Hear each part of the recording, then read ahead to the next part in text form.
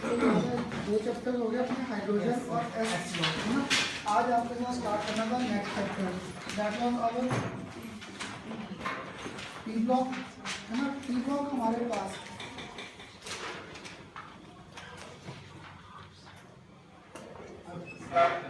आज ना हमारे पास जो पी ब्लॉक है, देखो एस ब्लॉक थोड़ा सा बोरिंग सा भी था, बोरिंग का रिएक्शन ज़्यादा थे ना। तो इस पी ब्लॉक में हमारे पास रीजनिंग के क्वेश्चन आंसर्स और क्वेश्चन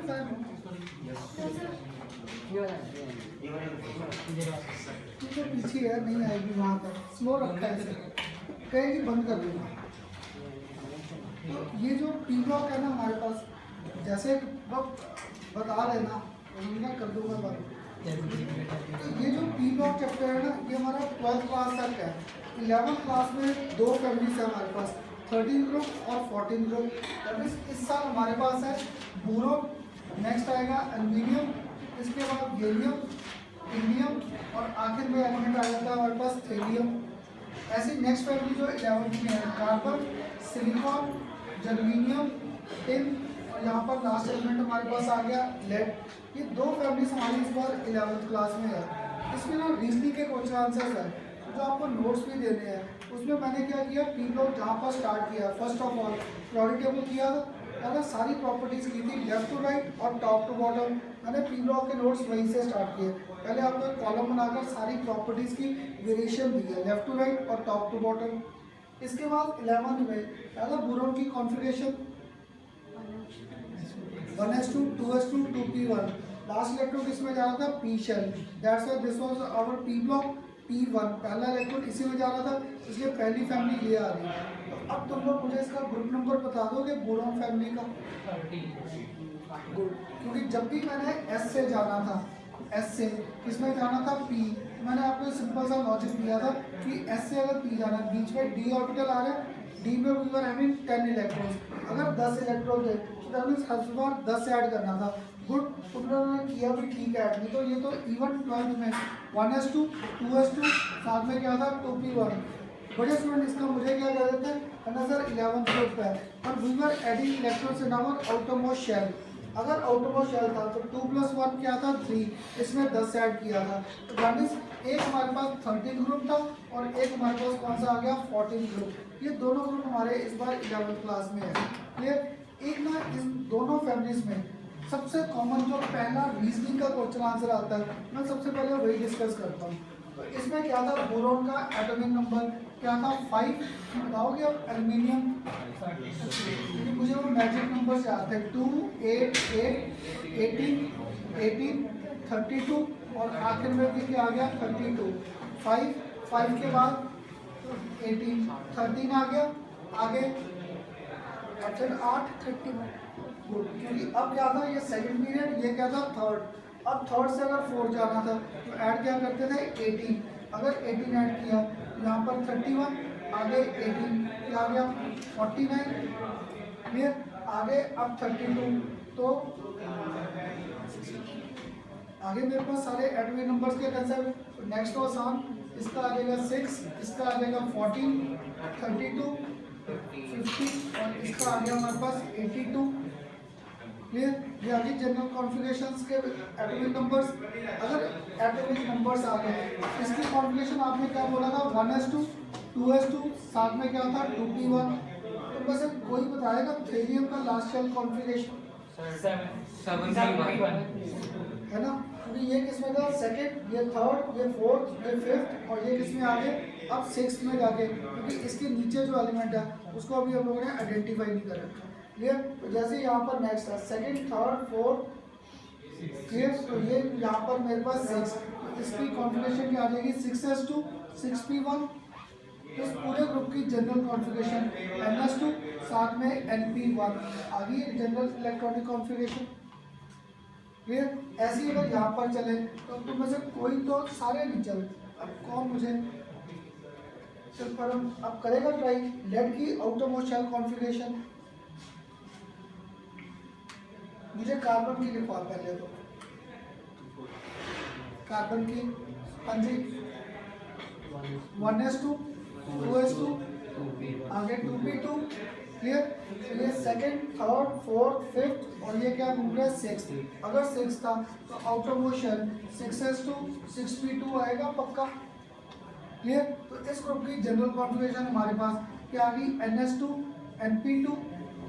इसलिए क्या था ये ना फैमिलीज हमारे पास 30 और 40 ग्रुप इंटरेस्टिंग सा रहता है, इनमें रीजनिंग के क्वेश्चन आंसर बड़े हैं और पहला रीजनिंग का क्वेश्चन ना इनकी कॉन्फ़िगरेशंस के बेस पे ही आ जाता है। अब देखो अगर मैं 30 ग्रुप की बात करता, ये एक इलेक्ट्रॉन बाहर कर सकता था, एक इलेक्ट्रॉन बाहर किया तो इस ग्रुप की कॉमन ऑक्सीडेशन स्टेट क्या आ गई +1। अब क्या आ रहा है इसका कंप्लीट डुप्लेट, है ना। अगर ये दोनों इलेक्ट्रॉन इन्हें भी लूज कर दे, अब इसका क्या आ जाएगा ऑक्टेट कंप्लीट, तो डुप्लेट से ज़्यादा स्टेबल ऑक्टेट। तो that mean this group has got variable oxidation state. तो देखो ग्रुप 1 और 2 से पहला डिफरेंस आ गया। ग्रुप 1 और ग्रुप 2 दोनों में ऑक्सीडेशन स्टेट क्या था फिक्स, एक +1 एक क्या था +2। और यहाँ पर at least we are having 2 variable oxidation state existing. एक तो था एक इलेक्ट्रॉन लूज कर दे तो डुप्लेट कंप्लीट, वो भी स्टेबल था। पर अगर तीनों इलेक्ट्रॉन लूज कर दे तो ऑक्टेट कंप्लीट। तो that mean this group has got 2 oxidation state +1 and +3। Clear. तो अब तुम में से कोई तो बता देगा इस 14 ग्रुप की ऑक्सीडेशन स्टेट्स वेरिएबल, है ना। एक तो आ जाएगा +2, एक क्या आ जाएगा +4। तो थोड़ा सा डिफरेंस देखा, हायर और लोअर में 2 ऑक्सीडेशन स्टेट का डिफरेंस आ रहा है। क्लियर। तो पेपर में ना पहला कॉमन क्वेश्चन पी ब्लॉक का जो up to 12th class important है, that is what do you mean by this lone pair, what do you mean by this lone pair effect, या इसे एक और नाम दे रखा है what do you mean by this inert pair effect, what do you mean by this inert pair effect. Lone pair और inert pair effect कुछ नाम से क्लियर हो रहा है। जब मैंने लोन पेयर लिखा है, लोन पेयर यानी जो बॉन्डिंग में पार्ट नहीं ले रहा, या इनर्ट, इनर्ट उसे ही कहते हैं ना कि जो रिएक्शन में पार्ट नहीं ले रहा। तो नोबल गैसेस को याद है यही नाम दे रखा है NH2 NP6 नोबल भी और इनर्ट भी। तो that mean this pair was not taking part in our bond formation. तो तुम्हारे अभी ना ये सारे जितने रीजनिंग क्या करने सारे लिखवा दूंगा और पहले समझ लेना। तो इसका क्या था what do you mean by lone pair effect या what do you mean by inert pair effect, पहला common question.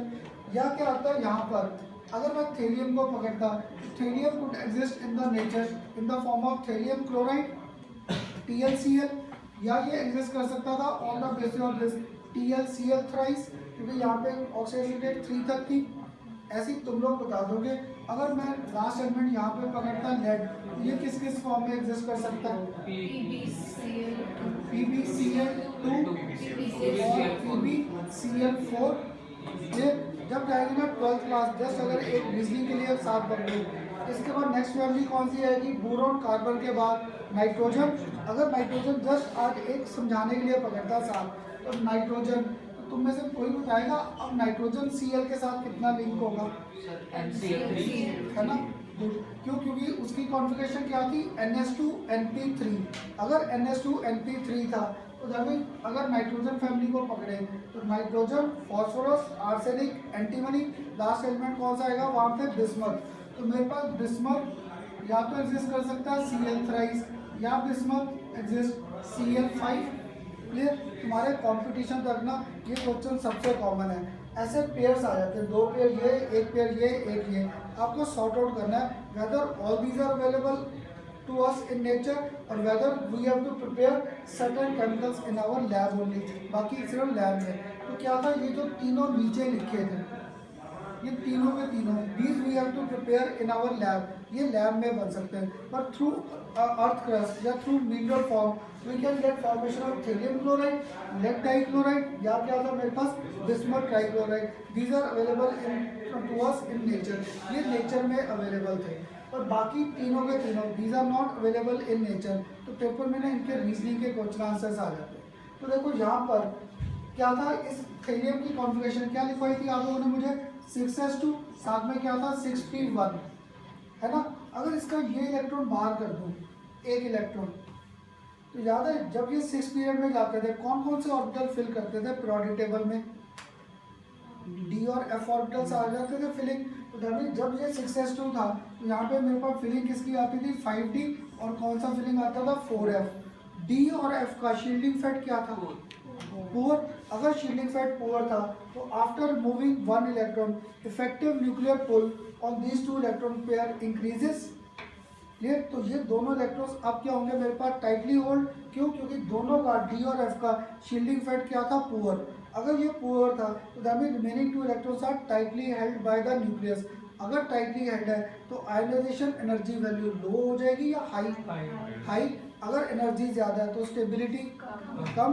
That's why in nature we get availability of thallium chloride easily, lead dichloride easily, bismuth trichloride easily, because here we are just removing one or two electrons, but to remove remaining two electrons we require large amount of energy। energy ज़्यादा है तो stability क्या थी, कम। that's why these two electrons after losing p1 or p2 or p3 remaining ns2 electrons do not take part in bond formation easily। अब इन दोनों को loose करने के लिए मुझे एनर्जी क्या देनी पड़ेगी, ज़्यादा। एनर्जी ज़्यादा तो स्टेबिलिटी क्या थी, कम। This concept is known as our inert pair effect और लोन पेयर इफेक्ट। अब एक स्टूडेंट क्या करता है, खन्ना सर आपने थेलियम को क्यों पकड़ा, ऊपर क्यों नहीं पकड़े। क्लियर, याद है एफ ऑर्बिटल की फिलिंग ही हमारे पास 6th पीरियड में आती है। That mean this inert pair effect dominates या becomes prominent as we move down the series. ऊपर तो ये कंसेप्ट होल्ड गुड ही नहीं करता, इसलिए याद है एल्यूमिनियम तो एग्जिस्ट क्या कर गया, ट्राइक्लोराइड, सिलिकॉन एग्जिस्ट कर गया, टेट्राक्लोराइड। ये तो नेचर में इजीली अवेलेबल थे, because D and F orbital come into picture from 6th period onward, वो जाके पीरियड 6 में ही आते थे। That's why this inert pair effect dominates, कहाँ पे डोमिनेट कर गया, इन आवर 6th पीरियड और इन आवर 7th पीरियड, इनमें ये डोमिनेट करता है। क्लियर, तो तुम्हारे कंपटीशन और सीबीएसई में ना कितनी बार इनके क्वेश्चंस आ रखे हैं। तो अब याद है छोटी क्लास से लेड की ऑक्सीडेशन रेट को रट्टे लगवाते थे, प्लूम्बस प्लूम्बिक, PB+2 और PB+4। क्लियर, ऐसे बिस्मथ और ये, और इसके ऊपर एक और घूम रहा है स्टेनस। याद है इसकी छोटी क्लास में रट्टा लगवाते थे स्टेनस और स्टेनिक, SN+2 और SN+4। क्लियर, कोई रीजन नहीं होता था, बस रट्टे लगाने होते थे ऑक्सीडेशन रेट। पर आज कंसेप्ट मिल गया, how we were getting variable oxidation rate. तो हर बार क्या था, हायर ऑक्सीडेशन रेट स्टेबल नहीं थी, but 2 units less as compare to higher oxidation rate gets more stabilized in nature।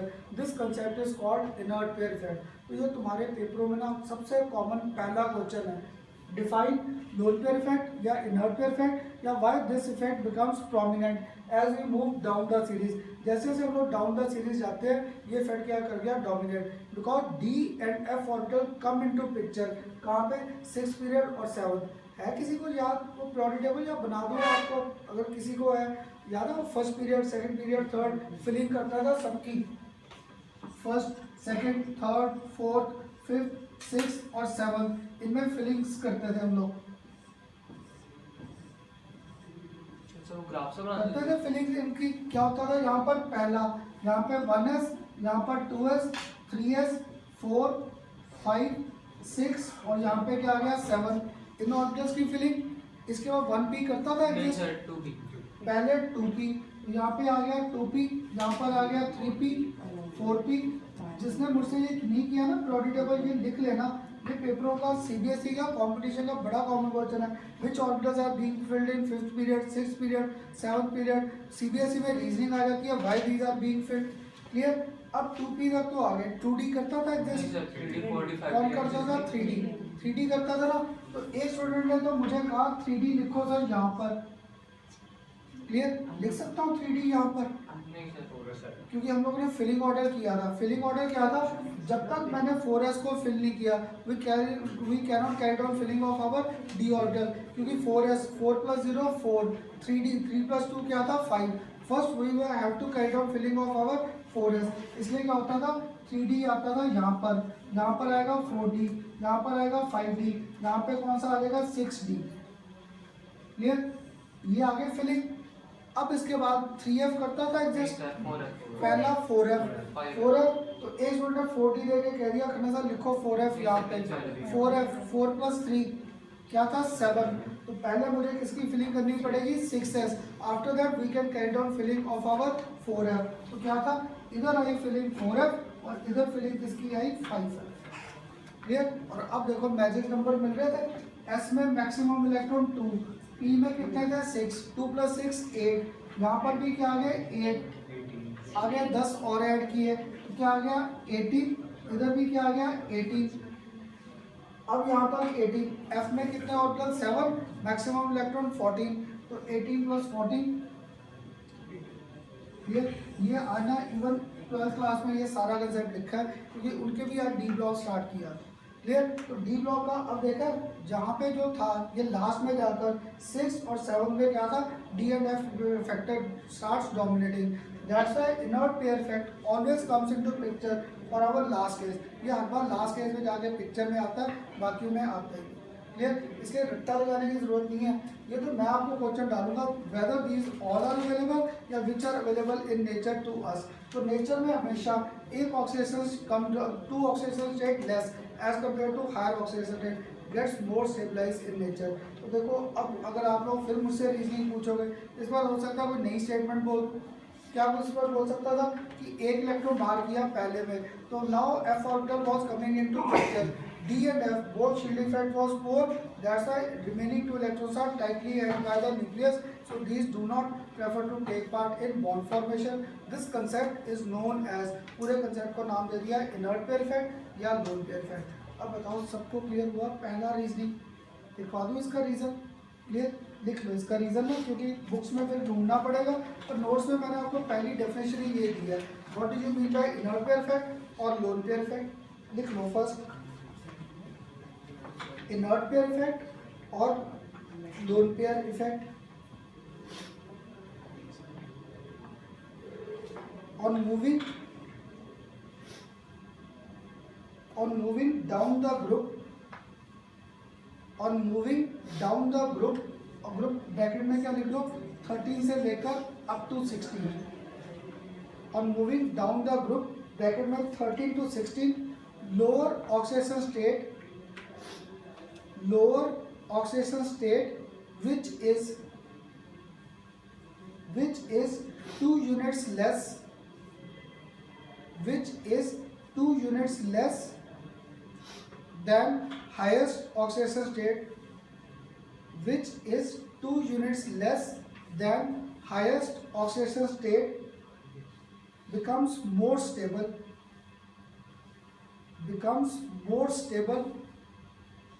This concept is known as क्या नाम दे दिया इसको, इनर्ट पेयर इफेक्ट और lone pair effect. This concept is known as inert pair effect or lone pair effect. Clear? Full stop. This arises due to poor shielding of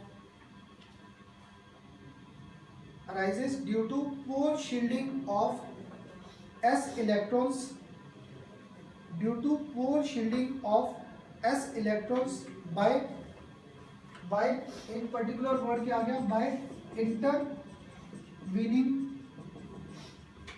by intervening d and f orbital electrons, by intervening d और f orbital electrons, thus as the number of d or f electron increases,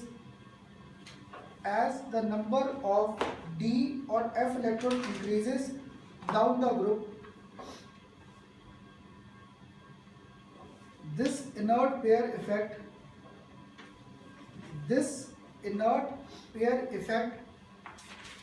इसको ना बड़ी books में अब यार मैंने भी आपको नोट्स में IPE, ये मैंने नहीं, बुक्स में भी हम लोगों ने से कट शॉर्ट कर रखा है, बार बार इतना बड़ा वर्ड लिखने के इसको शॉर्ट कर रखा है IPE, inert pair effect. Clear? Inert pair effect starts dominating. Clear? और ये रीजनिंग ना अब आपको अगर फर्स्ट ग्रुप के बेस पे आया था पेपर में, that is Y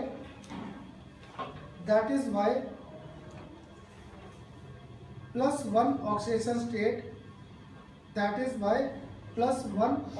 state in group 13, +1 oxidation state in group 13 becomes more stable as compared to किसके, as compared to +3 oxidation state, becomes more stable as compared to +3 oxidation state। और यहाँ क्या आ सकता है पेपर में, third reason, और thallium chloride is readily available, और thallium chloride is readily available in nature, thallium chloride is readily available in nature as compared to किसके, हाँ जी, as compared to thallium trichloride. Clear. तो paper में देखो अगर ये आ गया आपको ग्रुप 14 के बेस पे, तो बस ग्रुप 14 के बेस पे आ गया तो क्या आ जाएगा आखिर में, लेड क्लोराइड अवेलेबल था, PbCl2, PbCl4 नहीं अवेलेबल, या oxygen state +2 is more stable as compare to +4। इसलिए ना बार बार कहता था 11th क्लास हमारे सारा बेसिक्स है, अप टू 12th क्लास ये सबसे कॉमन पहला क्वेश्चन है, डिफाइन इनर्ट पेयर फैट और लोड पेयर फैट। तो तुम लोग अगर कॉम्पिटिशन की बुक उठाओगे, मैंने इसलिए ये थर्ड पेयर साल लिख दिया है कि कहीं तुम लोग घर जाके देखो तो ये एक थर्ड आ जाएगा मेरा। 15 ग्रुप में भी सेम कंसेप्ट। कुछ क्लियर हुआ? पहला रीजनिंग, अगर फर्स्ट रीजनिंग का हाँ लिख लो, इसे कर दो।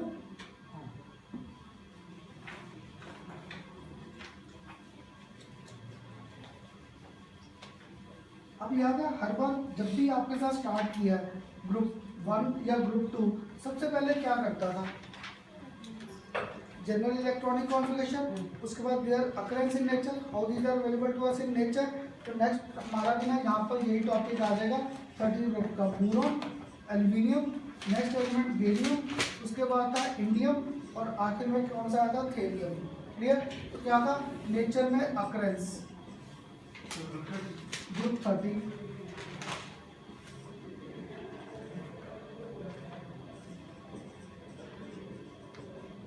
Group 13 clear. ग्रुप 13 में हमारे पास एलिमेंट्स, तो बोरॉन आ गया।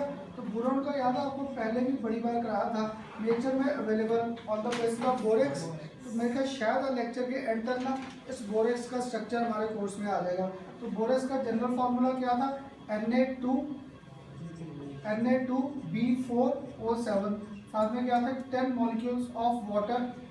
Boron was available to us in the nature in the form of borax, और इसका स्ट्रक्चर भी आगे आ जाएगा Na2B4O7, 10 molecules of water.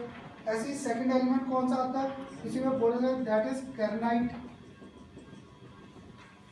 KARNITE, कैरनाइट। और इसका हमारे पास कॉम्पोजिशन, हाँ जी बोरॉन का Na2B4O7। क्लियर। इस बार वाटर मॉलिक्यूल्स कितने रह गए, जस्ट 2 मॉलिक्यूल्स ऑफ वाटर। आगे बोरॉन का एग्जिस्टेंस नेचर है, ये ना कॉम्पोजिशन सारी तुम्हारे कंपटीशन में या 12th क्लास में होगा जब मैंने इनके एक्सट्रैक्शंस करने हैं। क्लियर। ये इसके बाद बोरॉन के बाद नेक्स्ट एलिमेंट क्या था, एल्यूमिनियम। ये नेचर में सबसे पहले अवेलेबल है हमारे pass on the basis of Al2O3। अगर Al2O3 है तब इसे नाम क्या रखा है, एल्यूमिना। ये 12th क्लास में फिर आएगा कि हम लोगों ने जब एल्यूमिना को प्योर फॉर्म में कन्वर्ट करना है। तुम लोग जो 10th तक पढ़ा होगा मेटलर्जी, याद है पहला सब क्या होता था, कंसर्वेशन ऑफ ओर।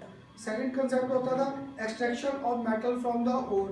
थर्ड होता था method of purification of our metals. Clear. तो तुम लोगों ने पक्का 10th क्लास में किसी ने तो किया होगा, एल्यूमिनियम ऑक्साइड से we can get formation of aluminium in pure form. Clear. Through electrolytic process. Clear. Last time याद है मैंने जब लेक्चर एंड किया था, एक NaCl और दूसरा कौन सा कैल्शियम क्लोराइड का मिक्सचर पकड़ा था। तो मुझे एक बार रिवाइज कराओगे मिक्सचर क्यों लिया था, रिएक्शन तो NaCl के साथ था, फिर कैल्शियम क्लोराइड क्यों पकड़ा था। जब NaCl से मैंने बनाना था molten sodium, then why were we mixing NaCl with calcium chloride, है ना। उसका बॉइलिंग पॉइंट मेल्टिंग पॉइंट क्या आ जाए, डाउन आकर रिएक्शन को इजीली। ऐसे ही यहाँ पर एल्यूमिनियम ऑक्साइड का था, इसमें वही ऐड क्रायोलाइट, इसलिए वो सारे कंसेप्ट ऑफ 12th में चले। क्लियर। एक तो आ गया एल्यूमिना, और सेकंड आता है हमारे pass on the basis of bauxite. तो बॉक्साइट हमारे पास क्या था, ये भी Al2O3 CO3 एल्यूमिनियम ऑक्साइड, साथ में क्या रहता है 2 molecules of water. Clear? Along with this 2 molecules of water, bauxite, ये दो आ गए। इसके बाद नेक्स्ट कहता था ना फर्स्ट 2 एलिमेंट मेन थे, नेक्स्ट मेरे पास क्या था गैलियम। ये नेचर में अवेलेबल ही नहीं है हमारे पास हाई परसेंटेज में, इसकी अवेलेबिलिटी क्या रहती है जस्ट 0.1 to 1%। क्लियर? इसकी इसलिए स्टेटमेंट लिख लो, how gallium is available in nature to us. Highest concentration of gallium, हाईएस्ट concentration of gallium is, highest concentration of gallium is 0.1 to 1%, 0.1 से लेकर 1%, and is obtained through germanite, and is obtained through कौन सा और है germanite, through germanite। Clear? और ये जो लास्ट दोनों रह गए इंडियम और thallium, indium and thallium, these are available in the form of sulphide ores, these are available in the form of our sulphide ores. Clear? ये दोनों एग्जिस्ट करेंगे on the basis of sulphide ores. और paper में ना mostly आपको first 2 elements main है, boron और aluminium, इनकी कॉम्पोजिशंस कई बार आ जाती है। क्लियर?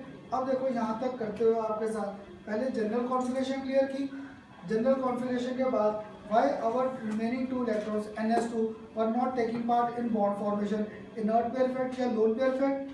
उसके बाद थर्ड मैंने क्लियर किया which of the chemicals were easily available in the nature या through earth crust and which of we are preparing in our lab. तो क्या था ये ट्राइक्लोराइड, टेट्रा और pentahalides, these are being prepared in our lab, क्योंकि इनको electrons को बाहर करने के लिए मुझे क्या देना पड़ेगा हाई टेम्परेचर। तो हाई टेम्परेचर हम लोग लैब में दे सकते हैं, नेचर में तो हाई टेम्परेचर मिलेगा नहीं। क्लियर? तो ये प्रोसेस क्या था नॉन स्पॉन्टेनियस इन नेचर। अब इसके बाद ना नेक्स्ट जो हमारा क्वेश्चन था हर बार जो करता था, इसी ग्रुप के रीजनिंग के क्वेश्चन आंसर्स आ जाएंगे, है ना, इसी ग्रुप के रीजनिंग के क्वेश्चन आंसर। तो तुम लोग एक मुझे रीजनिंग के बेस पे बताओगे as you move down the group हमारे पास साइज क्या करता था, इंक्रीज या डिक्रीज? इंक्रीज करता था ना। तो देखो अभी तक आपके साथ मैंने पीरियोडिक टेबल किया या हाइड्रोजन और एस ब्लॉक किया, जब भी रीजनिंग के क्वेश्चन आंसर करता था सिर्फ कॉन्फ़िगरेशन लिखता हूँ, कॉन्फ़िगरेशन लिखते कुछ ना कुछ आइडिया मिल जाता है कि यहाँ पर ये होना चाहिए, यहाँ पर ये होना चाहिए। तो क्या था मैंने सारे आपको size factors left to right सिर्फ कराए थे, क्रिटिकल केसेस भी।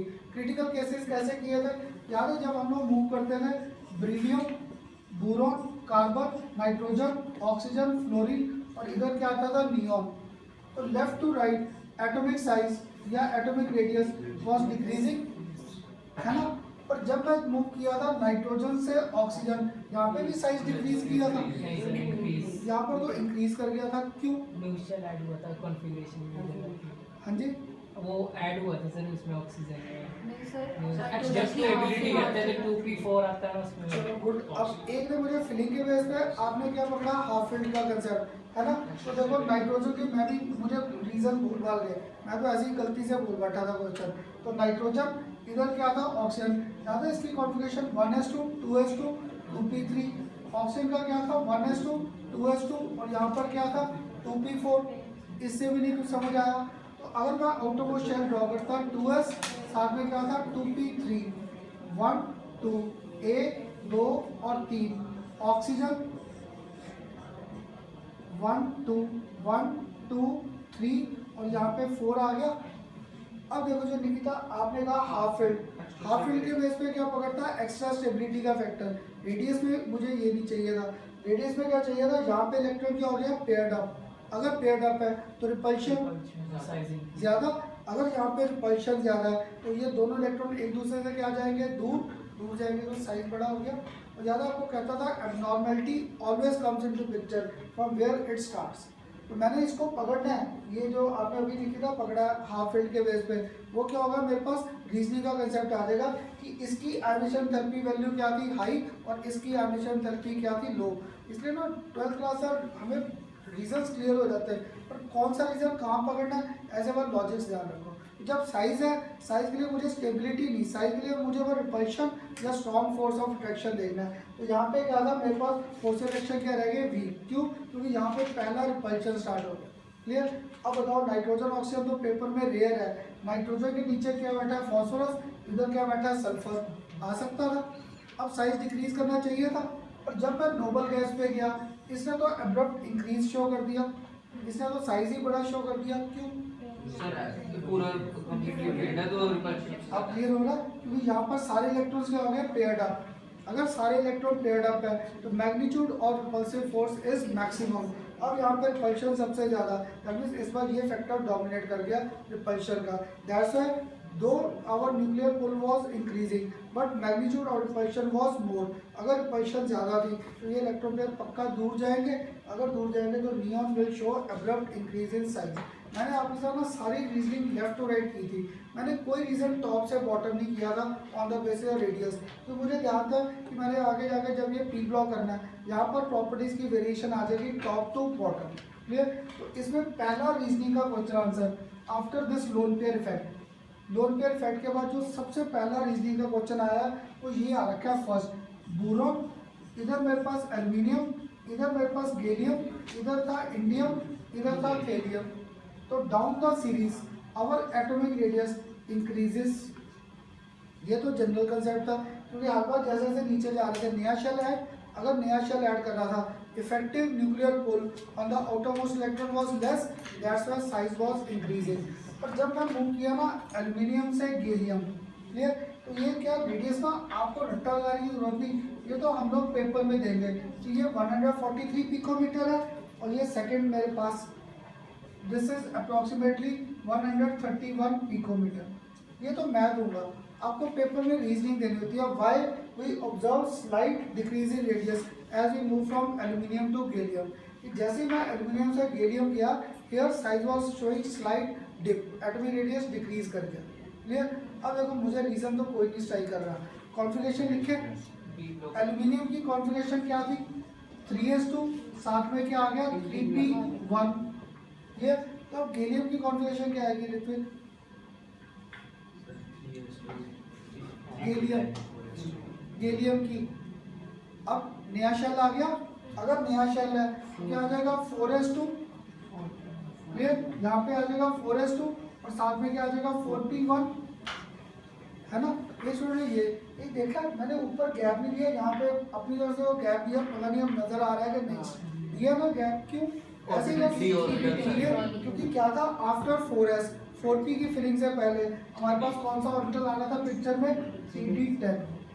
क्लियर? अगर d ऑर्बिटल आ रहा था, इसका शील्डिंग फैक्ट क्या था, poor, that's why d orbital has got shielding effect poor, that's why our effective nuclear pull on this electron was increasing। इसलिए यहाँ पर effective nuclear pull क्या थी, ज़्यादा, अगर ज़्यादा थी this shows our decrease in radius, that's why as we move from aluminium to gallium there is slight decrease in radius। ये तुम्हारे पेपर में कितनी बार रीजनिंग का क्वेश्चन आया, क्लियर। तो कंपटीशन में जब ये क्वेश्चन आता है ना तो तुम लोग जल्दी जल्दी में क्या करते हो, हर बार बोरॉन, एल्यूमिनियम, गैलियम, इंडियम और आखिर में क्या था थेलियम, तुम लोग हर बार ऐसे शो कर देते हो, क्लियर। पर ये ऑर्डर गलत नहीं हो गया इस बार यहाँ पर क्या था, एल्यूमिनियम का रेडियस क्या था, स्लाइटली ग्रेटर।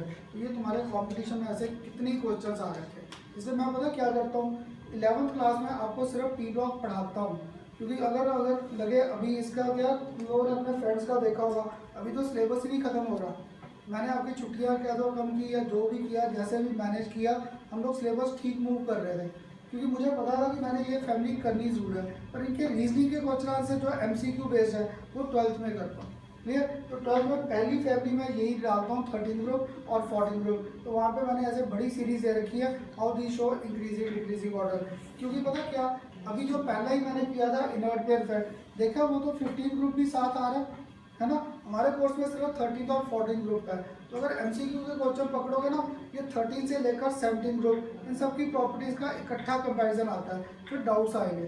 तो फिर मैंने इनके MCQ छोड़ रखे हैं 12th क्लास के लिए, पर 11th क्लास में ऐसे रीजनिंग के सारे कंसेप्ट और कॉम्पिटिशन में यही आते हैं, इंक्रीजिंग ऑर्डर अरेंज करो या डिक्रीजिंग ऑर्डर।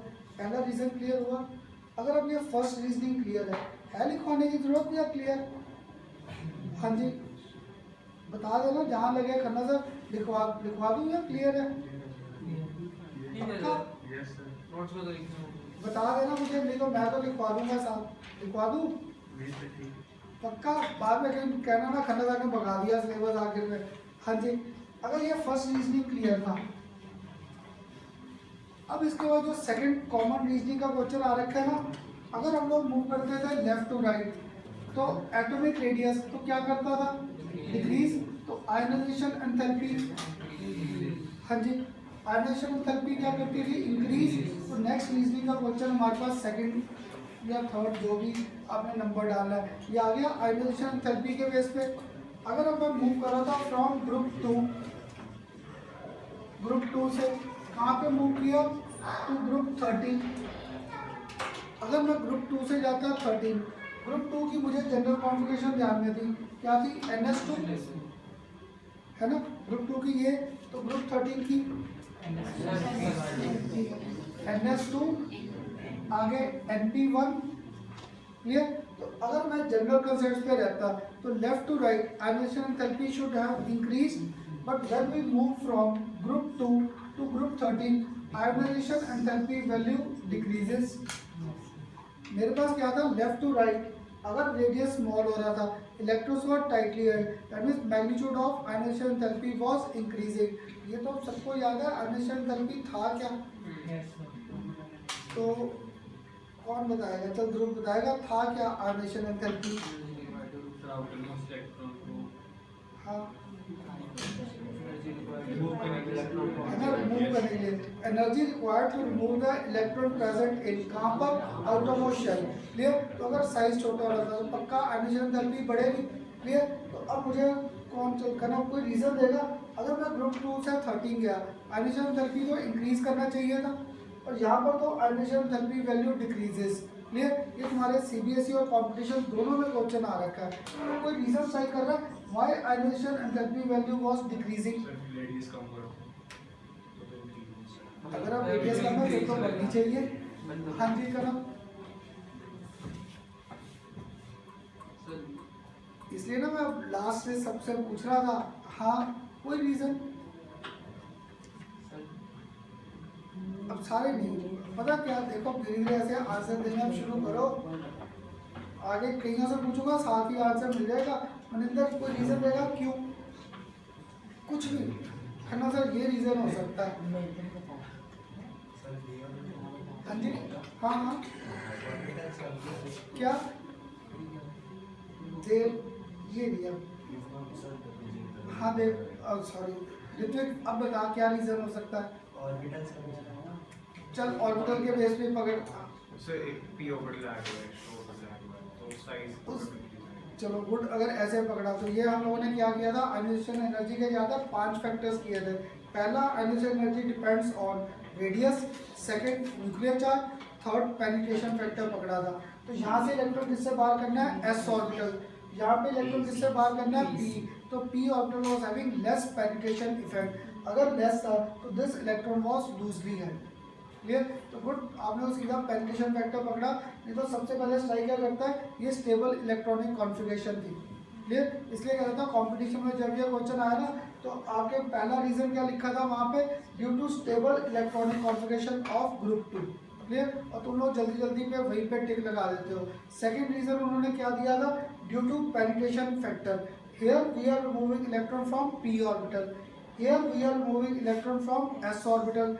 जिसने मुझसे पीरियोडिक टेबल नहीं किया था, याद है ऐसे समझाता था, ये न्यूक्लियस है तो ये पहला ऑर्बिटल S, दूसरा कौन सा आ गया P, तीसरा कौन सा आ गया D, फोर्थ कौन सा आ गया F।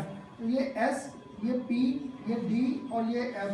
तो देखो यहाँ पर आ रहा है डिस्टेंस का कंसेप्ट, और पूरी पीरियोडिक टेबल में एक ही फैक्टर पकड़ता था, Q1 Q2 divide by R square. तो क्या था? S ऑर्बिटल में डिस्टेंस कम, अगर डिस्टेंस कम था तो फोर्स अट्रैक्शन क्या थे? ज़्यादा, यानी this electron was tightly held as compare to P।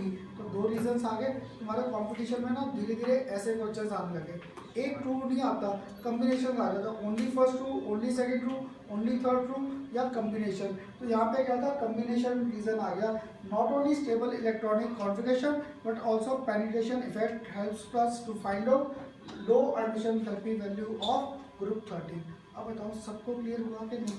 Sir इसमें पेनिट्रेशन इफेक्ट कम होगा ना? हाँ, इसमें कम और इसमें पेनिट्रेशन ज़्यादा। जैसे देखो आपको क्या पता था कि पहले वाले की कॉपी तो पूरी नज़र आ रही, लिख रहा है कि नहीं, और वो मनिंदर कुछ लिख रहा है कि नहीं, है ना, तो उसके लिए मेरी पेनिट्रेशन कम होगी ये, क्योंकि इसकी तो कॉपी मैं पकड़ लूँगा जब नहीं लिख रहा, पर उसका अब विश्वास पे है ना, और ये सारे धोखेबाज हैं। लिख रहा साथ का नहीं है, नहीं लिख रहा, पक्का। चल अब बताओ क्लियर हुआ रीजनिंग का क्वेश्चन? क्लियर है? कोई रट्टा रुट्टा लगाने की जरूरत, सिंपल सा कंसेप्ट आ गया। और ये जो नेक्स्ट है ना, ये अब और भी इंपॉर्टेंट क्वेश्चन है, ये सेकंड आ गया रीजनिंग। हाँ जी, सबको क्लियर है कि नहीं?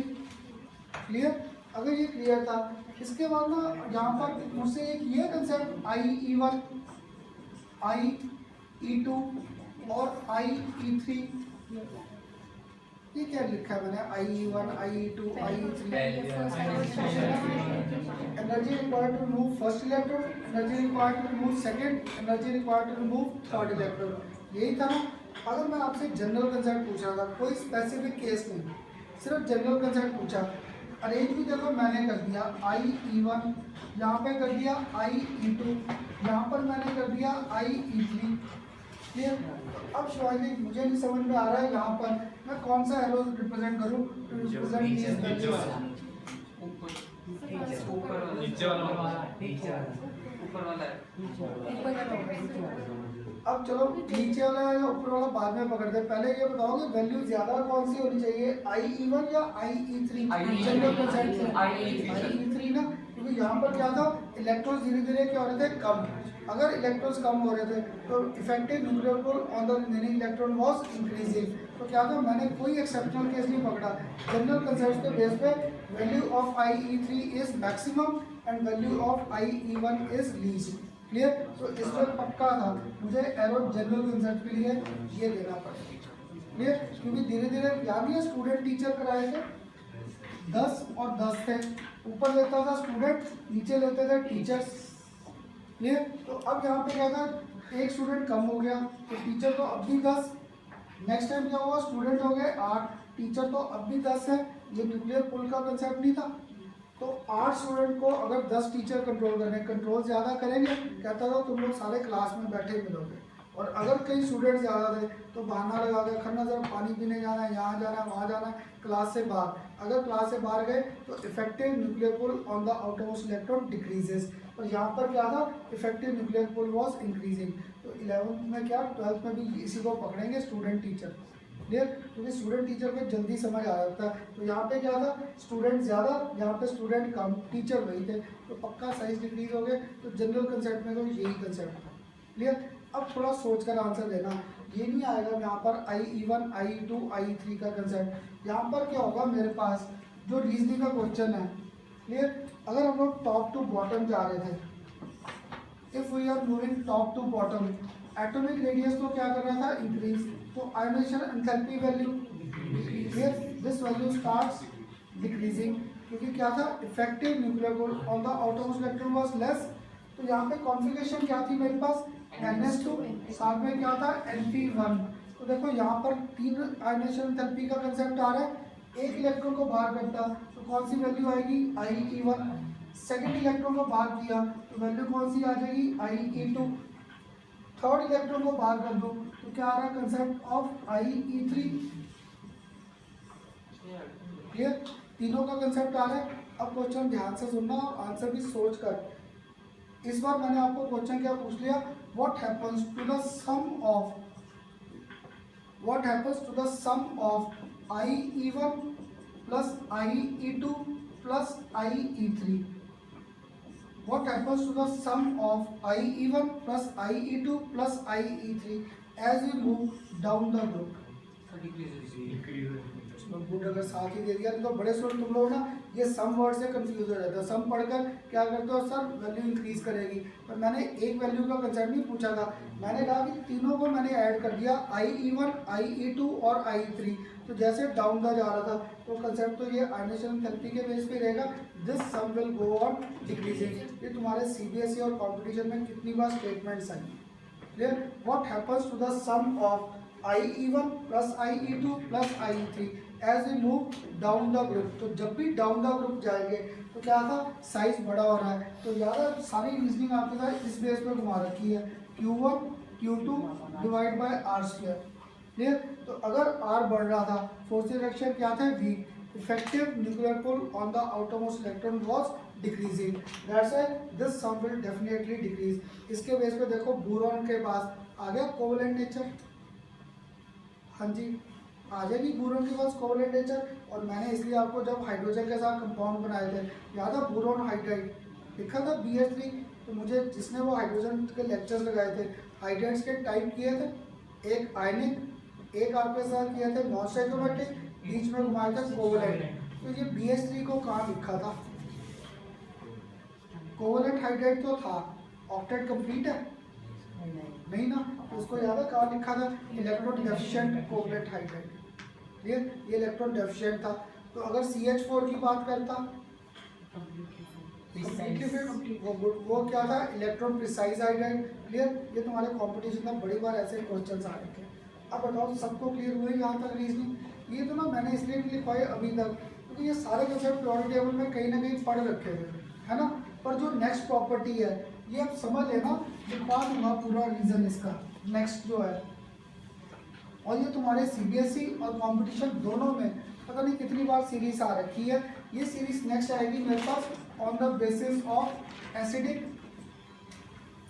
On the basis of acidic strength. देखो वो जैसे जेई की बात करूँ, जेई में आपके क्वेश्चन कितने आने हैं टोटल पेपर में 30। जब 30 आ रहे हैं 12 या 13 क्वेश्चन आसपास तो ऑर्गेनिक के आ जाते हैं। इसके बाद hydrogen, S, P block, D and F, ये 4 चैप्टर्स है, इनका एक एक क्वेश्चन भी लगाए 4-5 क्वेश्चन सारे बनते हैं। इसलिए पता है कि आप कॉम्पिटिशन में जो अभी तक मैंने पढ़ाया सबसे कॉमन इनर्ट पेयर पे आ रखा है। क्लियर, या ये IE1 IE2 IE3 का आ रखा है। नहीं तो ये जो नेक्स्ट है ये तो कितनी बार क्वेश्चन पढ़ रखा है आपका on the basis of their acidic strength. तो ये स्टार्ट करने से पहले एक बार मुझे रिवाइज करा दोगे, मुझसे ल्यूइस एसिड बेस किए थे किस चैप्टर में, चलो इक्विलिब्रियम के पार्ट सेकंड में किए थे, इक्विलिब्रियम पार्ट 2 में ल्यूइस एसिड बेस, या एक बार खंडाधर मैं आपके बाद तब तो पढ़ता ही नहीं था, ऑर्गेनिक बेंजीन के टाइम तो थे है ना, बेंजीन में भी AlCl3 यूज किया था, कैटलिस्ट किया था। कैटलिस्ट उसको क्या करता था, वो ल्यूइस एसिड है या बेस, AlCl3 को है ना, क्योंकि क्या था AlCl3 जब लिखते थे इलेक्ट्रॉन कितने आए थे 6, पर ऑक्टेट पूरा करने के लिए कितने चाहिए थे 8। तो मैं क्या करता था, लुईस एसिड बेस क्या था, acid which has tendency to accept electron, वो एसिड था। जो इलेक्ट्रॉन्स को लूज करता था वो क्या था, बेसिक, तो which was carrying negative charge, ammonia OH negative, SO4 2-, nitrate ions, sulphate ions, ये सारे के सारे बेस आ गए। और जो क्या थे इलेक्ट्रॉन डेफिशिएंट, वो लगे इलेक्ट्रॉन्स को एक्सेप्ट करने। तो कौन सा पहले एग्जांपल याद है, बोरॉन हाइड्राइड लिखा था। क्लियर, तो इसलिए यहाँ पर कंसेप्ट क्या आ गया, एसिडिक स्ट्रेंथ का, क्योंकि जब BH3 था इसके बाद 2, 4, 6 इलेक्ट्रॉन थे, ऑक्टेट पूरा करने के लिए तो क्या चाहिए थे 8।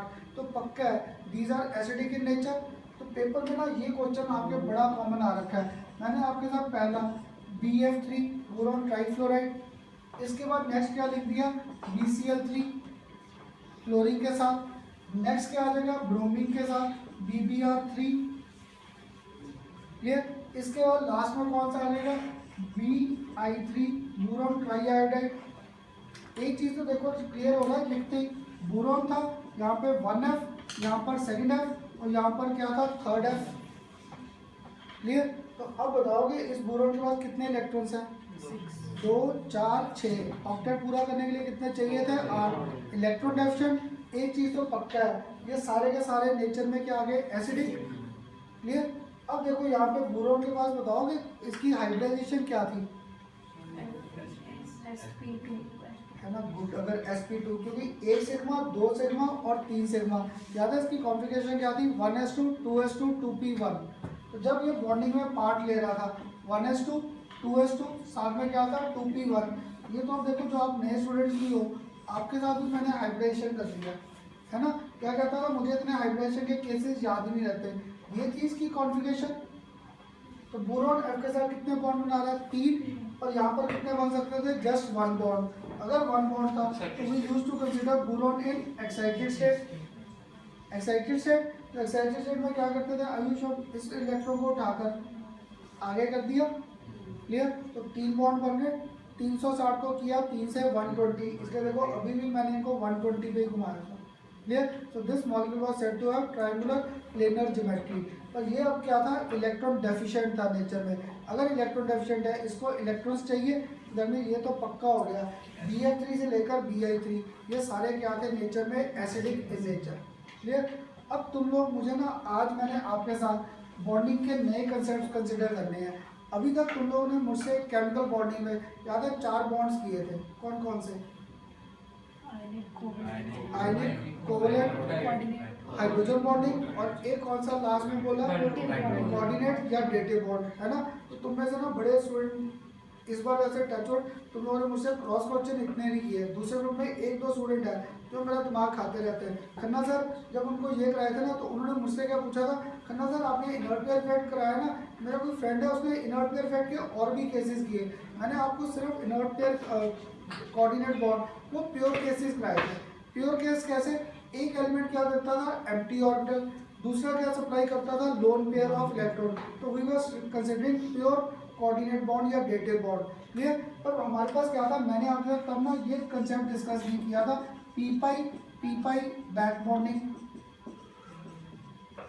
तब मैंने आपके साथ ये बॉन्डिंग डिस्कस नहीं की थी, पी पाई बैक बॉन्डिंग, या मैंने आपके साथ ये डिस्कस नहीं किया था, पी पाई बैक बॉन्डिंग। तब मैंने ये 2 कंसेप्ट नहीं किया था। मुझे था कि पहले मुझे 4 बॉन्ड जो बेसिक है वो तो क्लियर हो, कोवैलेंट बॉन्ड, आयनिक बॉन्ड, और एक कौन सा किया था, हाइड्रोजन, और एक आखिर में किया था कोऑर्डिनेट बॉन्ड या डेटिव बॉन्ड। अगर किसी को कोऑर्डिनेट बॉन्ड का कंसेप्ट बोल रहा है तो याद है, वाटर ऑक्सीजन पर क्या था, लोन पेयर, हाइड्रोजन प्लस के पास क्या होता था, एम्प्टी 1s ऑर्बिटल, क्लियर। तो क्या होता था, ऑक्सीजन अपना लोन पेयर लेता था हाइड्रोजन के एम्प्टी ऑर्बिटल में, और था क्या, एक बार कोऑर्डिनेट बॉन्ड बन जाए, we can not distinguish between our coordinate bond and dative bond. तो ये प्योर केस था, क्लियर। और देखो अब यहाँ पर मेरे पास आज ना इस केस में ये बॉन्डिंग आ जाएगी, पी पाई बैक बॉन्डिंग। जब मैंने करनी है कार्बन की फैमिली, वहाँ पर एक बॉन्डिंग का नया कंसेप्ट आएगा, that is our p pi back bonding. अब देखो कुछ बैक बॉन्डिंग नाम से क्लियर हो रहा है, बैक बॉन्ड यानी कोई इलेक्ट्रॉन वापस डोनेट करे, यही कंसेप्ट है ना। अगर बैक बॉन्ड है तो बैक बॉन्ड मीन्स कोई ना कोई इलेक्ट्रॉन वापस मुझे डोनेट करे। तो देखो यहाँ पर, इसलिए ना ये बस समझ लेना, पूरा रीजन लिखवा दूंगा, क्लियर। तो इसमें मेरे पास क्या था, यहाँ पर अगर मैं ड्रॉ करता बोरॉन, इधर मेरे पास क्या था, F, इधर क्या था, F, इधर क्या था, F। अभी जब मैंने बॉन्डिंग कंसिडर की थी 2s और 2p, इस इलेक्ट्रॉन को उठाकर एक्साइट किया था, तो दैट मीन्स इस बोरॉन के पास क्या पड़ा था, एम्प्टी ऑर्बिटल था, कौन सा ऑर्बिटल, p। तो इस बोरॉन के पास, this boron was having empty p orbital available, और ये एम्प्टी ऑर्बिटल था कौन सा, क्लियर। अब इसके बाद नेक्स्ट क्या आ गया, फ्लोरीन। फ्लोरीन ऐसा क्या, इसमें है कोई लोन पेयर, हाँ जी है ना लोन पेयर, क्योंकि ये तो एक बॉन्ड बना के बैठा है, इस पर 3 लोन पेयर घूम रहे, और 3 लोन पेयर घूम भी कहाँ रहे हैं, पी ऑर्बिटल में। तो दैट मीन यहाँ पर मैं फ्लोरीन के ऐसे दिखा सकता था, इस फ्लोरीन के पास we are having extra pair of electron, कर सकता था शो, हाँ जी। और ये बताओगे फ्लोरीन का कौन सा ऑर्बिटल था, 2p। आ गया ये कंसेप्ट। अब जैसे ये कंसेप्ट आ गया, अब मैं आपको ना एक सिंपल सा एग्जांपल क्या देता हूँ, ये मुझे ना कोई फाइनेंशियल क्राइसिस थी, आप बच्चों या आपके पेरेंट्स को क्या ना अपने पे ले लिया, मुझे कोई फाइनेंशियल क्राइसिस थी। तो देखो अगर मैं मार्केट में जाता हूँ किसी से पैसे लेने, है ना, तो क्या होगा, सारी मार्केट में शोर डाल जाएगा, खन्ना सर को ना बैंकक्रप्ट हुए पड़े हैं, ये लोग बाकियों से पैसे मांगते फिर रहे, है ना। तो क्या था, मैं बाहर नहीं गया, इस बोरॉन के पास भी इलेक्ट्रॉन नहीं थे, ये भी बैंकक्रप्ट था, ये बाहर जाता है इलेक्ट्रॉन लेने तो बदनामी का डर था। तो इसने फ्लोरीन को क्या कहा, तेरे पास 3 लोन पेयर बैठे हैं और तीनों एक दूसरे को क्या कर रहे हैं, रिपेल, तेरे पास तो एनर्जी ज़्यादा है तो मैं बाहर क्यों जा रहा हूँ, तू ही मुझे इलेक्ट्रॉन दे। तो ये इलेक्ट्रॉन पेयर बोरॉन ले सकता था इससे कि नहीं, है ना, कहता मैं बाहर क्यों जाऊँ लेने, तेरे पास लोन पेयर बैठा है और रिपल्शन भी ज़्यादा है तो तुम मुझे अपने ये इलेक्ट्रॉन पेयर बैक डोनेट कर। This concept was known as p pi back bonding, क्योंकि क्या था, बोरॉन इलेक्ट्रॉन डेफिशिएंट था, इसको क्या चाहिए थे, इलेक्ट्रॉन। तो इसने क्या कहा, मैं बाहर क्यों जाऊँ इलेक्ट्रॉन लेने, तेरे पास लोन पेयर बैठा है, तू मुझे अपना लोन पेयर वापस कर। This concept is known as p pi back bonding. Clear, ये आ गया मेरे पास पी पाई बैक बॉन्डिंग। तो देखो जैसे ही ये इलेक्ट्रॉन आएंगे इस पर, बोरॉन पे इलेक्ट्रॉन डेंसिटी हाई, तो एसिडिक नेचर अब कम हो जाएगी, क्योंकि अब अगर इस पर लोन पेयर रहा ही नहीं तो इसके पास तो एसिडिक नेचर अब धीरे धीरे कम होने लगेगी। क्लियर, ऐसे ही देखो अब अगर मैं लास्ट केस पकड़ूँ, कौन सा, बी, इधर क्या था मेरे पास, आई। ये ना आपकी बुक्स में ये जो डायग्राम मैं बना रहा था ये नहीं दे रखा, उन्होंने ये सारा कंसेप्ट एक्स में घुमा रखा है और इतनी बड़ी रीजनिंग दे रखी बुक्स में, तब डाउट्स आते हैं। इसलिए वैसा ये डायग्राम ऐसे अगर बनाए ना पेपर में, किसी टीचर ने वर्डिंग ही नहीं पढ़नी आपने क्या लिखा है। क्लियर, अब यहाँ पर अगर पकड़े तो बोरॉन के पास फिर एम्प्टी ऑर्बिटल, कौन सा ऑर्बिटल था, 2p, है ना। आयोडीन का पास भी लोन पेयर है, 2p में है, नहीं सर, किस में है, डी में, 5p है सर, है ना, क्योंकि 2s2 2p5, fluorine, chlorine, bromine, iodine 2 3 4 5, 5 में क्या था, 5s2 5p5। तो 2p का ऑर्बिटल साइज बड़ा है या 5p का, 5p का। तो देखो तुम, आप स्टूडेंट को समझाने के लिए मैं ऐसा बना दूँ ये 5p ऑर्बिटल कर सकता था ये, क्योंकि इसका साइज क्या था, बड़ा था। अगर ये साइज बड़ा था, इसके पास भी क्या था, लोन पेयर, ये भी क्या करेगा, लोन पेयर वापस डोनेट। क्लियर, अब बताओ कि कौन सा बैक बॉन्डिंग ज़्यादा इफेक्टिव लग रही है, ये ज़्यादा इफेक्टिव बैक बॉन्डिंग है या ये, कोई इसे कह रहा है कोई इसे कह रहा है, मुझे भी नहीं पता, मुझे अपने कंसेप्ट बस याद है, याद है पूरी लेवल में बॉन्डिंग ऐसे समझाता था। ये पहला बॉन्ड कौन सा बना, सिग्मा, दूसरा बॉन्ड पाई, तीसरा बॉन्ड भी पाई। क्लियर, जब मैंने ये पाई बॉन्ड बनाए, मैंने ऐसे तो नहीं ओवरलैप किया, ना ही ऐसे किया, दैट मीन्स इनकी सिमेट्री सेम रख रहा था। अगर सिमेट्री सेम रख रहा था तो 2p और 2p दोनों की सिमेट्री क्या थी, ज़्यादा, तो that means this back bonding was more effective. Clear, ये भी था बैक बॉन्डिंग में, but here back bonding was less effective. अगर लेस इफेक्टिव है तो इस बोरॉन पे इलेक्ट्रॉन डेंसिटी कम, अगर इलेक्ट्रॉन डेंसिटी कम है तो एसिडिक नेचर होगी ज़्यादा। इसलिए कंपटीशन में कितनी बार ये सीरीज आई है, सीबीएसई में तुम्हें आ रखा है रीजन कि which is more acidic, which is least acidic. हाँ, जब कंपेयर किया है पूरी सीरीज को तो हाँ, क्योंकि क्या था यहाँ पर मेरे पास इसकी एसिडिक स्ट्रेंथ सबसे ज़्यादा होगी। क्यों, क्योंकि यहाँ पे बैक बॉन्डिंग क्या थी, सबसे कम है। अगर बैक बॉन्डिंग कम है तो बोरॉन पे इलेक्ट्रॉन डेंसिटी क्या रहेगी, कम। अगर कम है तो इसे अभी भी बाहर से इलेक्ट्रॉन लेने ही पड़ेगी। That's why this was more acidic and this was least acidic in nature. तो तुम्हारे कंपटीशन में या सीबीएसई में ना पता नहीं कितनी बार ये सीरीज आ रखी है, अरेंज करो इंक्रीजिंग ऑर्डर या decreasing order of acidic strength. अब समझा मैंने सारा दिया, क्लियर, मैंने पूरा कंसेप्ट समझा दिया। इसको मैं फिर लिखता हूँ, बोरॉन ट्राइआयोडाइड, फिर मैंने लिखा BBr3, फिर मैंने लिखा BCl3, आखिर में मैंने लिखा BF3। क्लियर, तो इसमें अब ना आप लोग सोच कर मुझे एरो बताना, मैं एरो भूल जाता हूँ, कौन सा एरो शो करूँ to show their acidic strength. ऊपर वाला। अब तो क्लियर हुआ, because in this case back bonding was taking place only to small extent. और देखो रीज़न तो मैं लिखवा दूंगा, नहीं तो तुम लोग जैसे सबको कहता हूँ कहानियाँ बनाने में तो सारे जब टेस्ट नहीं देते ऐसे ऐसी कहानी सुना देते ना, करना सर मैं यहाँ फंस गया, मैं वहाँ फंस गया। एक तो दूसरे ग्रुप में है वो अपना बाइक ही खराब करके बैठा है, करना सर मैं तो बाइक ठीक कराने जाता हूँ। तो अब देखो यहाँ पर अगर इनका एसिडिक नेचर के बेस पे पकड़ते हैं तो अब यहाँ पे एरो कौन सा, ऊपर वाला या नीचे, है ना।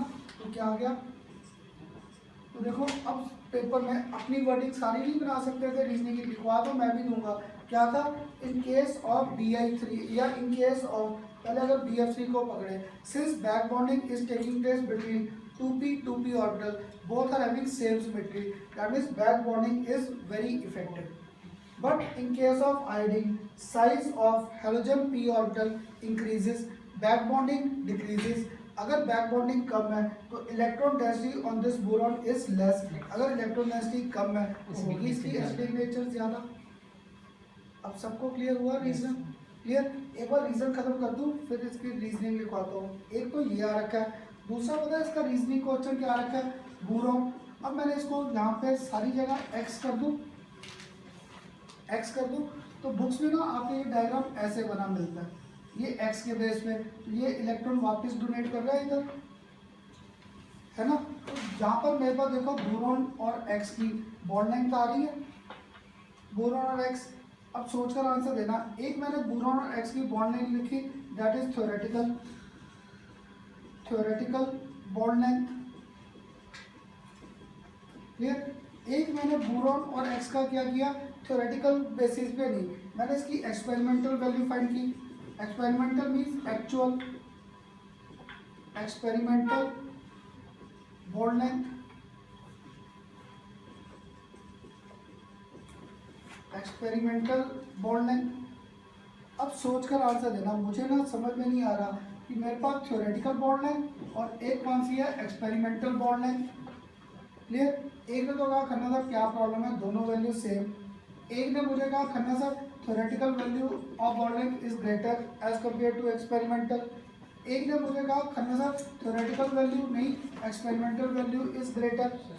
एक ने मुझे कह दिया खन्ना सर मुझे तो पता ही नहीं। सेकंड हाँ जी, इसकी बात मानो। सेकंड वाला अब देखो गुड, किसी ने फर्स्ट नहीं कहा मीन्स थोड़ा सा तो कंसेप्ट ट्राई कर रहा है कि यहाँ पे बॉन्ड ऑर्डर का कंसेप्ट घूम रहा है। देखने में तो ये बॉन्ड क्या था, सिंगल, वो कंसेप्ट क्या था, थ्योरेटिकल। पर जब मैंने एक्सपेरिमेंटली फाइंड आउट किया, मैंने देखा यहाँ पे we were not getting pure bond formation, पर एटलीस्ट डबल बॉन्ड करेक्टर तो आ रहा है ना। यहाँ पे प्योर डबल बॉन्ड नहीं था, बट हेयर वी वर, इसलिए मैंने बॉन्डिंग को नया नाम दिया था, पी पाई बैक बॉन्डिंग। मैंने पी पाई बॉन्ड नहीं बोला था, मैंने बोला था पी पाई बैक बॉन्डिंग। अगर बैक बॉन्डिंग बोला था मीन्स ये प्योर बॉन्ड तो नहीं था, पर एटलीस्ट सिंगल बॉन्ड से तो ज़्यादा करेक्टर है। तो मुझसे तो कितनी बार कर लिया या अभी किया था, पहला बॉन्ड बना, जब भी दूसरा बॉन्ड बन रहा था फिंगर्स को पास ला रहा था, दैट मीन बॉन्ड लेंथ तो डिक्रीज करती थी।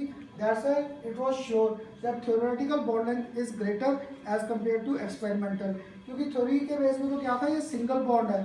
तो जब मैंने एक्सपेरिमेंटली देखा, this was having certain percentage of double bond character associated, that's why this bond length was decreasing, clear.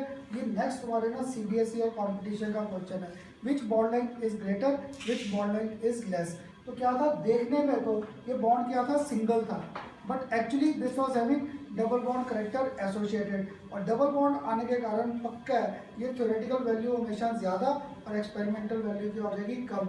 याद है जब बेंजीन करता था, बेंजीन ये था, क्लियर। तो मुझे अब बॉन्ड लेंथ तो इसी याद नहीं, सपोज ये क्या थी मेरे पास 154 पिकोमीटर और ये मेरे पास क्या थी 143 पिकोमीटर, क्लियर। तो ये जो बॉन्ड लेंथ थी यही थी 154 और 143, सर सेम है थी सब, सेम थी ना, ना वो 154 थी ना वो 143 थी, और सॉरी ये 143 नहीं, ये क्या था 137 पिकोमीटर। तो ना वो 154 था ना वो 137 था, दोनों के बीच में घूमती थी 141 वैल्यू, ना वो प्योर सिंगल बॉन्ड था ना वो प्योर डबल बॉन्ड था। तो experimental value was always equal, that's why benzene was having resonance availability, clear. Paper में ना ऐसे रीजनिंग के क्वेश्चन आंसर्स आते हैं। अब बताओ ये दोनों रीजंस क्लियर हुए। पहला, boron triiodide is maximum acidic. Second, experimental bond length is always less as compare to theoretical, क्योंकि एक्सपेरिमेंटली क्या हो रहा था, actual, experimental means observe value जो एक्चुअल है, क्लियर। तो एक्चुअल में क्या था, ये सिंगल बॉन्ड नहीं था, it was having double bond character associated. जहाँ पे डबल बॉन्ड करेक्टर आया, this bond length slightly decreases. ये तुम्हारे पेपर में कितनी बार रीजनिंग आई है, सबको क्लियर हुआ कि नहीं, क्लियर। अब लिखवा दूँ इसका रीज़न, इसकी ना ब्रेक मत लगवाना, ये रीज़न लिख लो क्योंकि आएगा जरूर ऐसा क्वेश्चन। सबको क्लियर हुआ कि नहीं? सर एक क्वेश्चन सर, जो हमने यहाँ पर क्लोरीन के साथ करा था सर, हम इसमें एक क्लोरीन के साथ करा, दूसरे क्लोरीन के साथ भी हो सकता था साथ इसके सर, ये जो बीच में सर इसमें तो बैक बॉन्डिंग सभी से इलेक्ट्रॉन आएंगे। तो सर फिर बार बार अलग अलग चेंज होता रहेगा फिर तो कुछ कौन सा? क्यों? बाकी सारे एफ के साथ तो कंसेप्ट तो सेम ही रहेगा। यहाँ पे भी तो ये बैक बॉन्डिंग ही स्ट्रॉन्ग रहेगी, है ना? वहाँ पे आइडियल के साथ तो बैक बॉन्डिंग पक्का वीक ही सर रहेगी। पर एक पॉइंट पे तो एक ही फ्लोरीन के साथ बैक बॉन्डिंग रहेगी ना। कौन सा? एक टाइम पे तो एक फ्लोरीन के साथ ही बैक नहीं, बॉन्डिंग ये तो जस्ट पूछ रहा था कि खन्ना साहब बाकियों को भी तो कंसेप्ट तो सिमेट्री के बेस पे है ना? वैसे तो बट एक पॉइंट पे एक ही फ्लोरीन से होनी पर चाहिए। इसका ऑक्टेट पूरा हो रहा है एक से। हाँ सर 2 इलेक्ट्रॉन मिल रहे हैं 2 इलेक्ट्रॉन मिल रहे हैं, फिर तो मैं डबल बॉन्ड ना दिखाता। तो थोड़ा नेगेटिव चार्ज। क्लियर? इसलिए मैंने आपको बड़ी बार कहा था ये बड़े खराब है, पैसे हमें कोई नहीं देता। बिजनेस में जब घाटा होता है पैसे कोई नहीं, सिर्फ फ़ोन करते हैं। तो ये फ्लोरिन भी तीनों बस इसको कह रहे देंगे, देते कोई नहीं है। क्लियर? इसको तसल्ली होती है कि चल मेरे पास बैठे हैं और कुछ नहीं। क्लियर? अब लिखवा दूँ रीज़न? अब लिखो इसका रीज़न। और ये सारा रीज़न ना आपको इसके बेस पे लिखवा रहा था, on the basis of X atom. Clear? लिख लो, since X atoms have, since X याद है ऑर्गेनिक से आदत डाली थी जब हम लोगों ने एक्स आपको मेंशन नहीं किया, this stand for halogen. Since X atoms have tendency,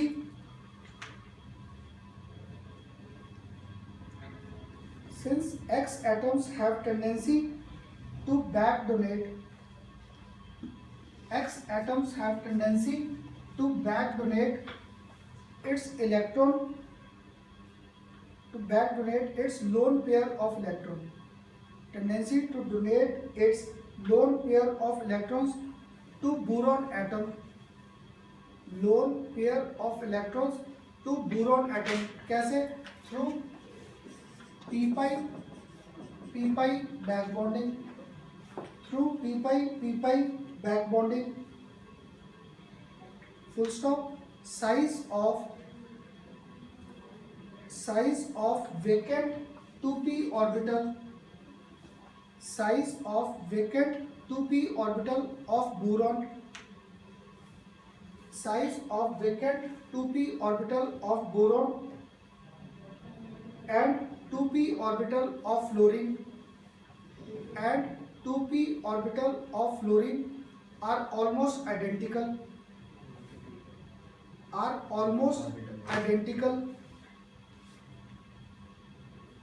comma, so electron deficiency of boron, so electron deficiency of boron decreases, so electron deficiency of boron decreases, but as the size of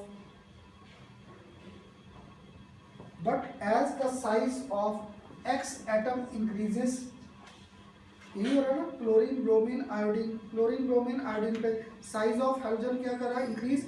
but as the size of X atom increases, the extent of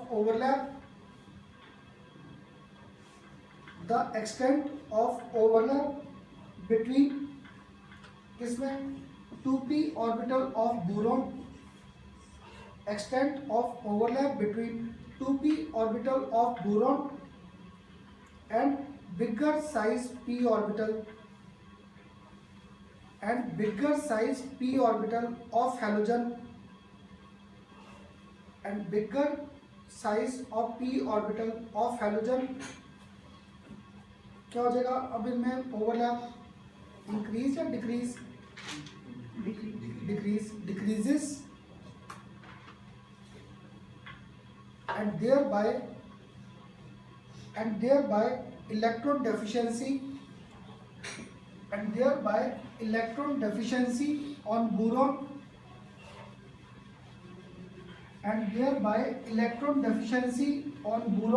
क्या करेगी? Increase. Electron deficiency on boron increases and it becomes more acidic,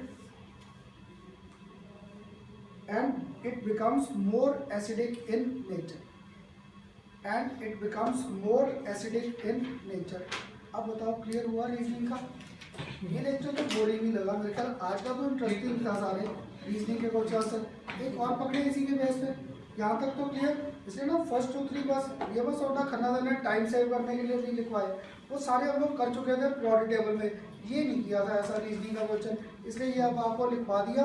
और ये series बड़ी बार पेपरों में आ रखी है, ये क्लियर। अब इसके बाद ना एक और जो रीजनिंग का क्वेश्चन कॉमन है मेरे पास, क्या है AlF6, यहाँ पे क्या था 3- क्लियर। ऐसे ही मैंने यहाँ पे लिख दिया आपको बोरॉन F6 और 3- क्लियर। तो अब तुम लोग बताओगे कि दोनों एग्जिस्ट कर सकते हैं या एक करेगा या कोई भी नहीं? सर एल्यूमिनियम करेंगे। चलो गुड, अगर ये कह दिया मुझे कि खन्ना सर ये एग्जिस्ट करेगा, गुड था तो यही कि दोनों में से सिर्फ ये एग्जिस्ट कर सकता है, क्योंकि मैंने आपको याद है पढ़ाते हुए ये लास्ट BE-F4 के बेस पे कराया था, याद है वो F4 पे जाके ब्रेक लग जाती थी। तो मुझे ना आपका रीज़न भूल गया।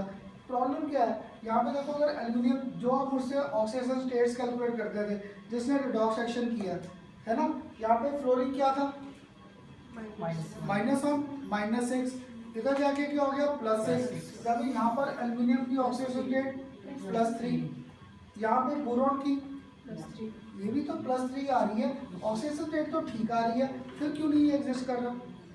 रिपल्शन की ज़्यादा है, वो बहुत सारी है। दूसरे ग्रुप में भी तो उन्होंने पहला रीजन मुझे यही दिया था खन्ना सर रिपल्शन आ जाएगी, पर देखो यहाँ पे जब BF6 है बोरॉन की कॉन्फ़िगरेशन क्या थी 1s2 2s2 2p1, कितने ऑर्बिटल अवेलेबल थे उसके पास 5, 2s2 2p1 1 और 3, गुड 4 ऑर्बिटल अवेलेबल थे 4।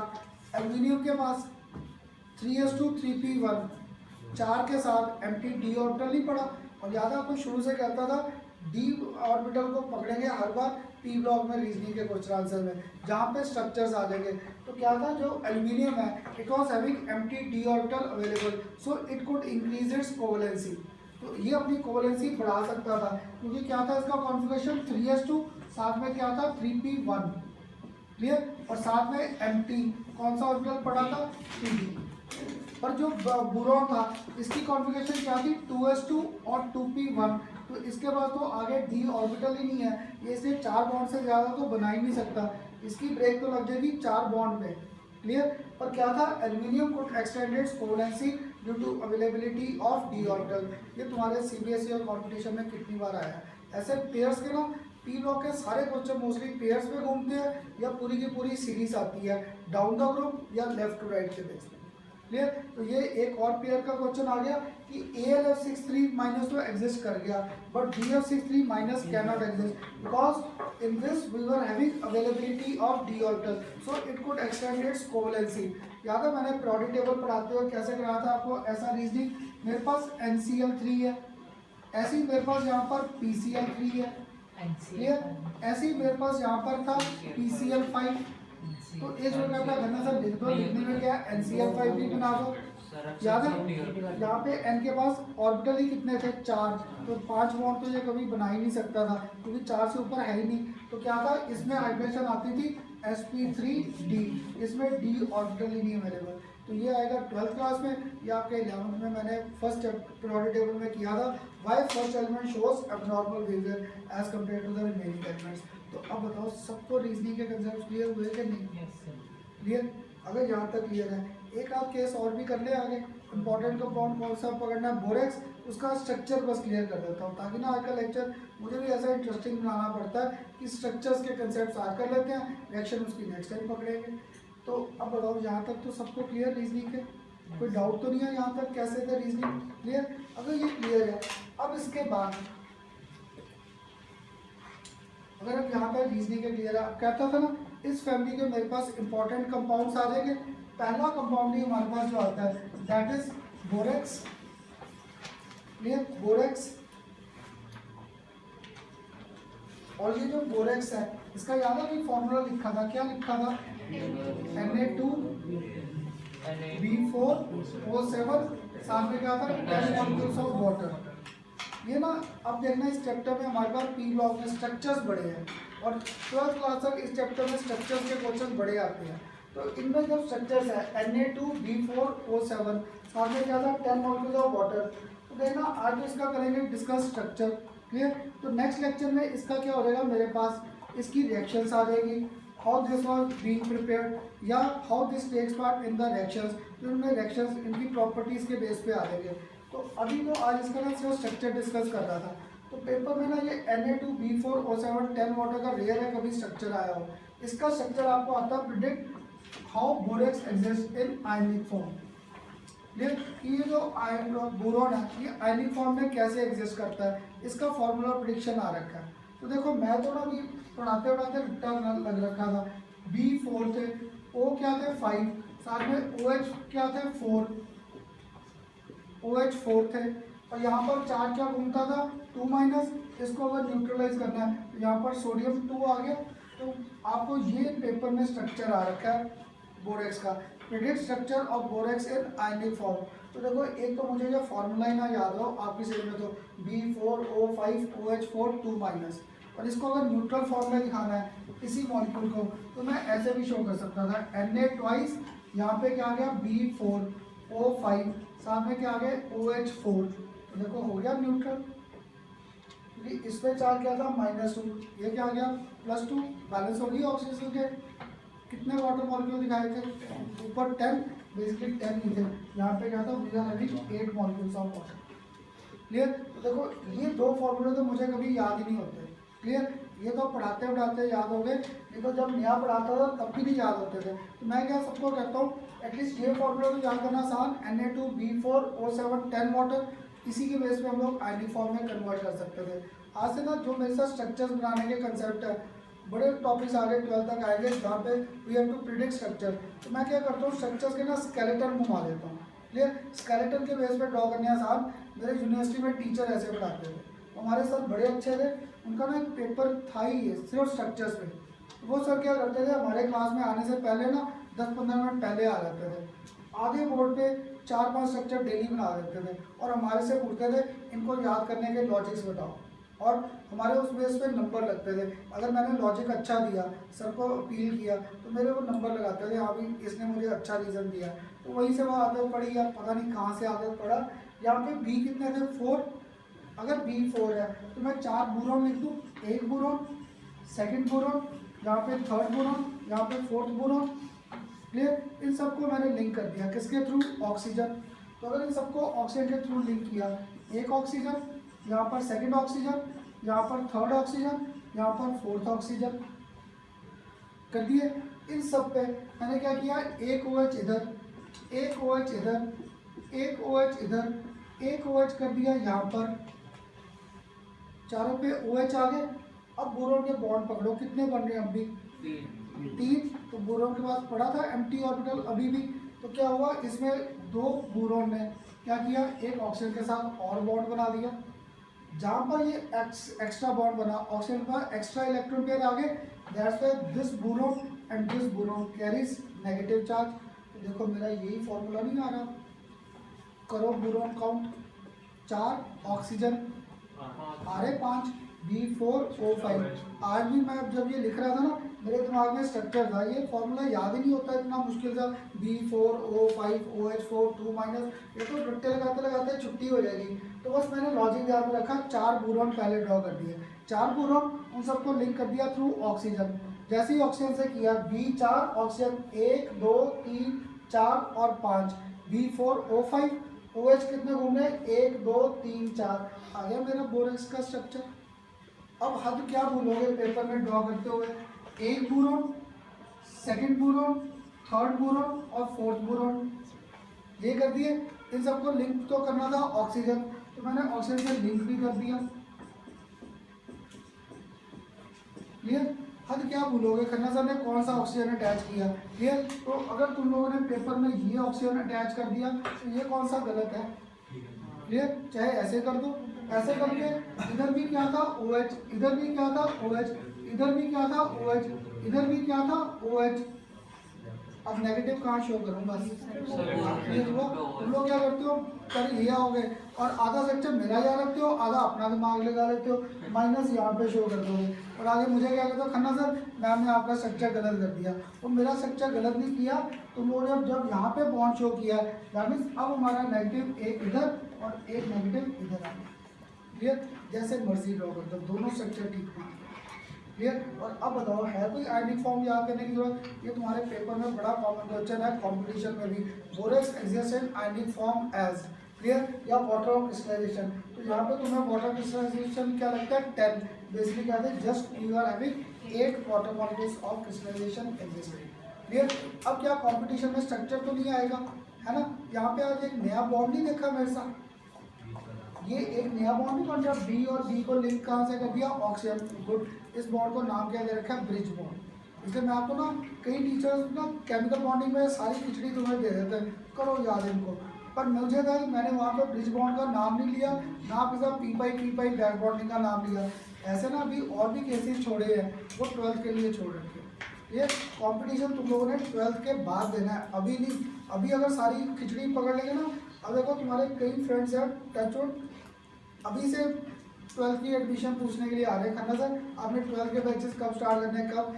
जो आपके कई फ्रेंड सर्कल में है, अब तो वो कहते सर फीसें फूसें दे दी हमने पूरी, कहते इस साल तो नहीं आएंगे। पर मैंने एटलीस्ट उनको ये कह दिया कि तुम लोग जो आपके कईयों के फ्रेंड्स ही हैं, मैं कहा चल कोई बात नहीं, तुम मुझसे इंपॉर्टेंट क्वेश्चन या रिवीजन स्टार्ट करनी है मैंने जनवरी में, तो मेरे साथ रिवीजन क्लास चाहे लगा लेना, कोई प्रॉब्लम नहीं है। पर ये ना ऐसे कई टीचर कंफ्यूज कर देते हैं, पढ़ाई बड़ी आसान है, केमिस्ट्री तो आसान है, फिजिक्स मैथ्स का मुझे नहीं पता, केमिस्ट्री तो बड़ी आसान है, पर ऐसे हम लोग लॉजिकली अगर मूव करें। क्लियर? तो अब तो हो जाएगा आयनिक फॉर्म। बस आज यहीं पे ब्रेक लगाते हैं, नेक्स्ट टाइम इसके करेंगे मेथड ऑफ प्रिपरेशन और थोड़े से और ऐसे स्ट्रक्चर्स आ जाएंगे। कुछ क्लियर हुए सबको?